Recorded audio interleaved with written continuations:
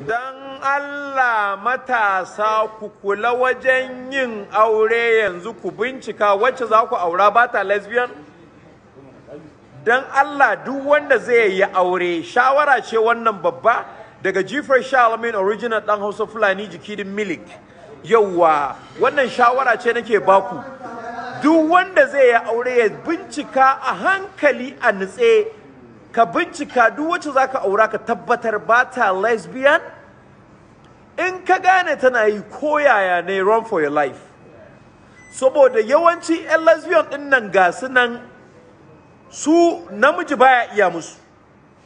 Yauwa duk ƙarfin markenka, duk ƙarfin itatuwanka, su kawai sai dai ɗan malele.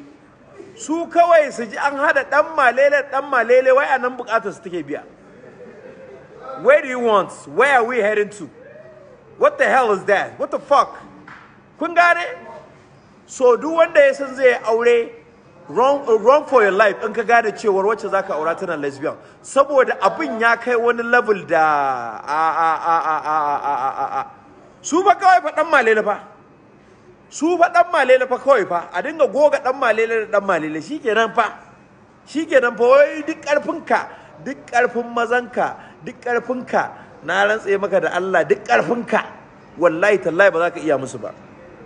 In dai les ya shiga jikin mace wallahi duk karfinka na namiji na ɗa namiji wallahi ba zai musu ba. This is terrible.